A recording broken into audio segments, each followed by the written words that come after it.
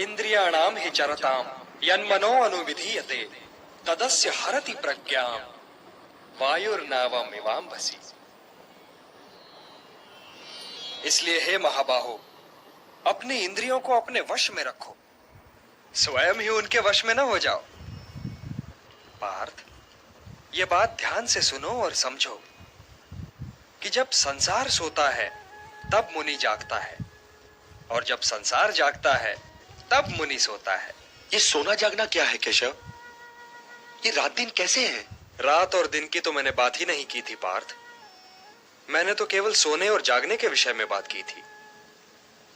सामान्य पुरुष की जाग हर क्षण कुछ पाने और भोगने के मोह में व्यतीत होती है। यही उसकी चेतना का लक्ष्य है। यदि उसे भूख लगी तो उसे भोजन चाहिए, यदि उसे प्यास लगी तो उसे जल चाहिए, यदि उसे ऋतुओं से अपना बचाव करना है तो घर चाहिए।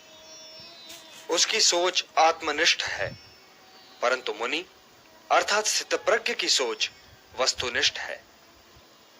वो व्यक्तिगत भूख और व्यक्तिगत तृष्णा के परे देखता है। वो वृक्ष से गिरे हुए फल के विषय में नहीं सोचता, वो वृक्ष के विषय में सोचता है, वनों के विषय में सोचता है।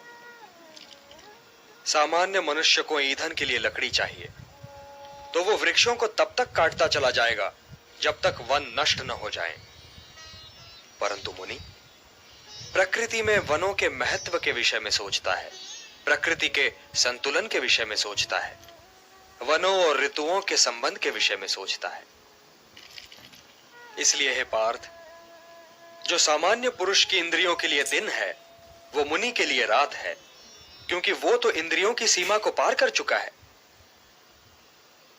और जो सामान्य पुरुष की इंद्रियों के लिए रात है वो मुनि के लिए दिन है, क्योंकि उसी सन्नाटे में मुनि की चेतना का सूर्योदय होता है। मुनि की रुचि सामने की समस्याओं के साथ साथ उन समस्याओं के समाधान में भी है, और यही उसे सामान्य पुरुष से अलग करती है पार्थ। या निशा सर्वभूतानां तस्याम जागृति संयमी यस्याम जागृति भूतानि सा निशा पश्यतो मुनेः। हे पार्थ, सत्य इंद्रियों की पहुंच के बाहर है। ऐसा नहीं कि मुनि को भूख नहीं लगती, लगती है, परंतु वो अपनी भूख के परे देखता है और ये सोचता है कि भूख का उपचार क्या है। इसीलिए सामान्य मनुष्य का दिन मुनि के लिए रात है, और जो सामान्य मनुष्य की इस रात से अपने को बचा ले वही स्थित प्रज्ञ है। सामान्य मनुष्य तो नदियों की भांति है जिन्हें व्याकुलता बहा ले जाती है, परंतु उन्हें अपने मार्ग का ज्ञान नहीं होता। वो तो अंधाधुंध बही जाती हैं, क्योंकि वो केवल बहने ही को अपना कर्म समझती हैं, और वो अपना सारा जल, अपनी सारी उथल पुथल सागर में उड़ेल देती हैं। किंतु सागर फिर भी अपने तटों की मर्यादा का उल्लंघन नहीं करता।